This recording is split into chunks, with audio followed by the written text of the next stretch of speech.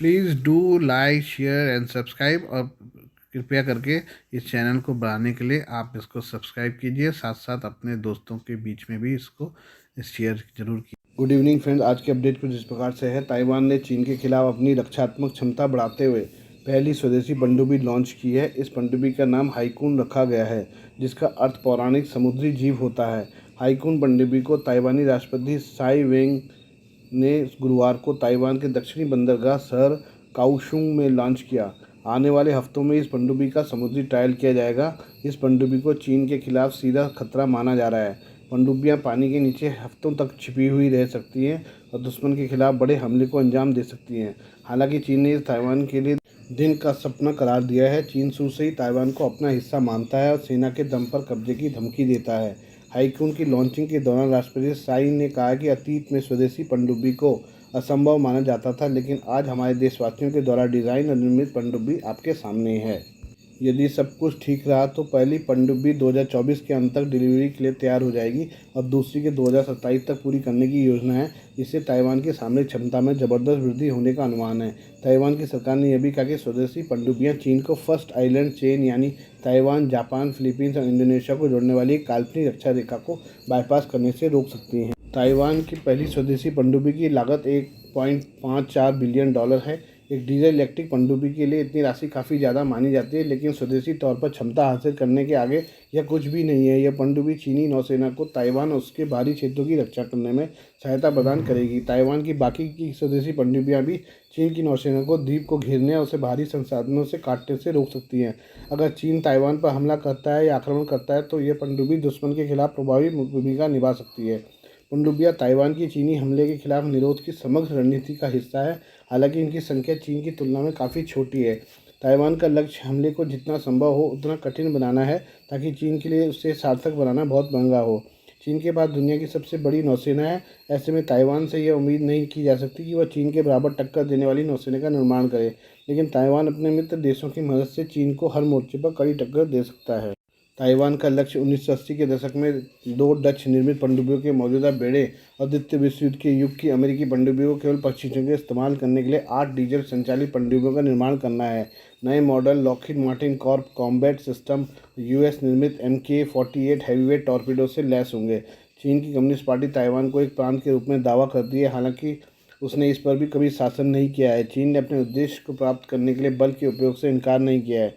विश्लेषकों ने कहा है कि चीन की विशाल पीपुल लिबरेशन आर्मी 2027 तक ताइवान पर आक्रमण करने में सक्षम होगी। हालांकि इसका मतलब ये नहीं कि वह तुरंत ऐसा कर सकेगी। आइए हम भारत और कनाडा के तनाव के बारे में बात करें। भारत और कनाडा के बीच तनाव जारी है। इसमें फिलहाल कमी आने के आसार नज़र नहीं आ रहे हैं।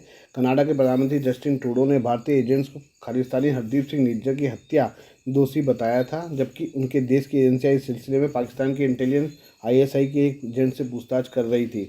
ट्रूडो के आरोपों के बाद से ही भारत के साथ टेंशन बरकरार है। PM ने आरोप तो लगा दिए, लेकिन एक हफ्ते बाद भी उन्हें साबित करने वाले सबूत मुहैया नहीं कराए हैं। साथ ही एजेंसियां भी इस पूरे मामले में अभी तक माथापच्ची कर रही हैं। सूत्रों के हवाले से वेबसाइट न्यूज़ 18 ने बताया कि रॉयल कैनेडियन माउंटेड पुलिस ने सरे में राव के ऑफिस में छानबीन की। साथ ही निज्जर की हत्या के मामले में उनसे 2 घंटे तक पूछताछ की। सूत्रों की माने तो राव को RCMP ने अपने सोशल मीडिया पेजों से सभी पोस्ट हटाने के लिए कहा। सूत्र के मुताबिक RCMP ने सार्वजनिक रूप से राव के ऑफिस आने की वजह नहीं बताई, लेकिन कहीं न कहीं राव के ऑफिस का दौरा निज्जर की हत्या के बारे में जानकारी जुटाने से जुड़ा था।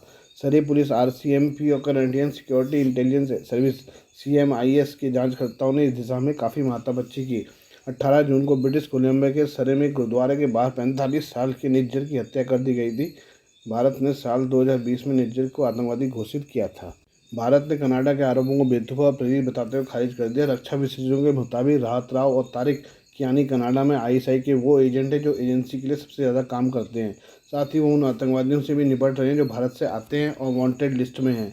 कनाडा की एजेंसियों ने पता लगाने की कोशिश की थी क्या भारतीय मूल के एजेंटों ने जून के आसपास देश के अंदर या बाहर यात्रा की थी, लेकिन उनके हाथ कुछ नहीं लगाया। कनाडा की पुलिस को अभी भी अपनी तलाश में कोई सफलता नहीं मिली है। सूत्रों का कहना है कि हो सकता है निज्जर की हत्या व्यावसायिक कारणों से की गई हो। राव और कियानी नशीली दवाओं के कारोबार को नियंत्रित करना चाहते थे और हो सकता है कि वजह से निज्जर को मारा गया हो। कहा जाता है कि राव, कियानी और गुरपंत सिंह पन्नू की तिकड़ी ने ड्रग और इमिग्रेशन बिजनेस को कंट्रोल करने के लिए जाल बिछाया था। ये गैर कानूनी धंधे ही इनकी आय का मुख्य स्रोत हैं। विदेश मंत्री एस जयशंकर ने अमेरिका में कहा है कि भारत की तरफ से कनाडा को बता दिया गया कि यह भारत सरकार की नीति नहीं है, साथ ही इस मामले में खास जानकारी साझा करने के लिए हमेशा तैयार है। आइए और खालिस्तानी समर्थकों के बारे में बात करें। खालिस्तानी समर्थक भारत के खिलाफ अपने एजेंडे को पूरा करने के लिए सिख युवाओं का सहारा ले रहे हैं। सूत्रों के मुताबिक खालिस्तानी समर्थक युवा सिखों को फंसाने के लिए वीज़ा प्रायोजित कर रहे हैं, जिसके कारण युवा सिख उनके झांसे में आ रहे हैं। खालिस्तानी आतंकी हरदीप सिंह निज्जर की हत्या के बाद से ही भारत और कनाडा के बीच दरार पैदा हुई है। जानकार सूत्रों की माने तो खालिस्तानी आतंकी अब युवा सिखों के जरिए अपने एजेंडे को पूरा करना चाहते हैं। मोनिंदर सिंह बुआल, परमिंदर पगली, भगत सिंह बराड़ जैसे खालिस्तानी समर्थक लगातार युवा सिखों के संपर्क में हैं। बेरोजगार छात्र, अवैध अप्रवासियों को खासा निशाना बनाया जा रहा है। जानकारी के अनुसार खालिस्तानी समर्थक उनके वीज़ा को प्रायोजित कर रहे हैं, साथ ही निम्न स्तर की नौकरियों की पेशकश कर उन्हें फंसाया जा रहा है, जिसके बाद से ये सभी युवा सिख खालिस्तानी समर्थकों के सीधा संपर्क में आ जाते हैं। मोहिंदर सिंह बुआल और बुराड़ ने पंजाब में देवेंद्र भामिया गिरोह, अर्शदल्ला गिरोह, लखबीर लांडा गिरोह जैसे गैंगस्टरों के साथ गठजोड़ भी बनाया है।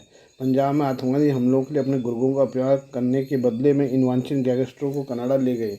खालिस्तान समर्थकों द्वारा चलाए जाने वाले मानव तस्करी चैनल कनाडाई एजेंसियों की नाक के नीचे निर्बाध बना हुआ है। भले ही उत्तरी अमेरिका देश मानव तस्करी के प्रति बहुत संवेदनशील हो। नई दिल्ली और ओटावा के बीच विवाद तब शुरू हुआ जब कनाडा के प्रधानमंत्री जस्टिन ट्रूडो ने 18 सितंबर को निज्जर की हत्या में भारतीय एजेंटों की संलिप्तता का आरोप लगाया था। भारत ने आरोपों को बेतुका और प्रेरित कर खारिज कर दिया था। इस मामले पर ओटावा के एक भारतीय अधिकारी के निष्कासन के बदले में भारत ने एक वरिष्ठ कनाडाई राजनयिक को निष्कासित कर दिया था। सूत्रों ने बताया कि सिख युवाओं को बरगलाकर कनाडा बुलाने वालों में भारत कनाडा के बीच हालिया विवाद की जड़ हरदीप सिंह निज्जर भी शामिल था। खालिस्तान समर्थक तत्वों का एकमात्र उद्देश्य कनाडा की धरती पर अपने एजेंडे को बढ़ावा देने में भारत के सिख युवाओं का इस्तेमाल करना है। रिपोर्ट के अनुसार इस काम में खालिस्तानी अलगाववादी मोहिंदर सिंह बुआल, परमिंदर पगली, भगत सिंह बराड़ जैसे लोग शामिल हैं, जो अपने खालिस्तानी एजेंडे को पूरा करने के लिए लालच देकर सिख युवाओं का इस्तेमाल कर रहे हैं। सूत्रों ने बताया कि हालांकि बहुत से भारतीय प्रवासी युवा उनके इस एजेंडे का हिस्सा नहीं बन रहे, जिस कारण उन्हें मुश्किलों का सामना करना पड़ रहा है। रिपोर्ट के मुताबिक खालिस्तान समर्थक चरमपंथी भोले भाले कमजोर तबके के युवाओं को प्लम्बर, ट्रक ड्राइवर अथवा गुरुद्वारों में सेवादार, पाठी और रागी का धार्मिक काम करने के लिए कनाडा बुलाकर गलत कामों के लिए उनका शोषण कर रहे हैं। दरअसल कनाडा का वीज़ा हासिल करने के लिए वाली प्रक्रिया काफ़ी कठिन और महंगी है और खालिस्तान चरमपंथी कनाडा के प्रति भारतीय सिख युवाओं का मोह देखकर इस बात का फ़ायदा उठा रहे हैं। खालिस्तान समर्थक चरमपंथी भारत से कनाडा आने को इच्छुक सिख युवाओं को अपने बल पर वीज़ा दिलवाते हैं। बदले में कनाडा आकर सिख युवाओं को उनकी मनमानियों का शिकार होना पड़ता है और भारत विरोधी प्रदर्शनों, कार्यक्रमों, कट्टर धार्मिक सभाओं का संचालन करने जैसी खालिस्तान समर्थक गतिविधियों में हिस्सा लेना पड़ता है। खालिस्तानी चरमपंथी कनाडा में भारत के अन्य राज्यों से आए युवाओं और छात्रों को भी फंसाने की कोशिश करते हैं, लेकिन सॉफ्ट टारगेट सिख युवक ही होते हैं जो धर्म के नाम पर बहक जाते हैं। खालिस्तान समर्थक उन लोगों की पहचान करते हैं जिनके लिए कनाडा में गुजारा करना मुश्किल हो रहा होता है, क्योंकि उनके पास न तो नौकरी होती है, न ही रहने के लिए घर।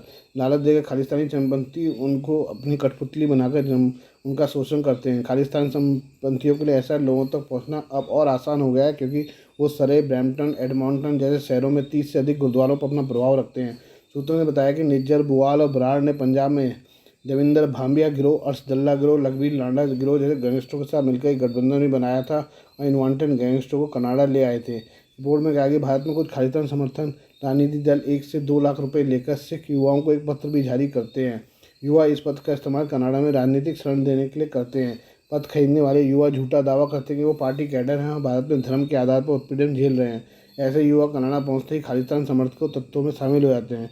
सूत्रों ने बताया कि कनाडा में अवैध प्रवासी और वो छात्र जिन्होंने कनाडा में अपनी पढ़ाई पूरी कर ली है लेकिन बेरोजगार रहे हैं, सबसे संवेदनशील हैं। खालिस्तानी चरमपंथी इन्हें निम्न स्तर की नौकरी दिलवाते हैं और गुरुद्वारे के पैसे से रहने की भी व्यवस्था कराते हैं। इसके बाद उनका इस्तेमाल खालिस्तान समर्थक कार्यों के लिए होता है। सूत्रों ने यह भी बताया कि जब इस्लामिक स्टेट समर्थित खालिस्तानी समूह सिख फॉर जस्टिस को अपने भारत विरोधी अभियान पंजाब इंडिपेंडेंस रेफरेंडम के लिए समर्थन हासिल करना मुश्किल हो रहा था, तब निज्जर और उसके दोस्तों ने बरगलाए हुए सिख युवाओं का इस्तेमाल यह दिखाने के लिए किया था कि उनका अभियान सफल है। खालिस्तान चरमपंथियों के लिए ऐसे लोगों तक पहुंचना अब और आसान हो गया है, क्योंकि वो सरे, ब्रैम्पटन, एडमॉन्टन जैसे शहरों में 30 से अधिक गुरुद्वारों पर अपना प्रभाव रखते हैं। आज के लिए बस इतना ही, बाकी मिलते हैं कल आपसे नई खबरों के साथ। धन्यवाद।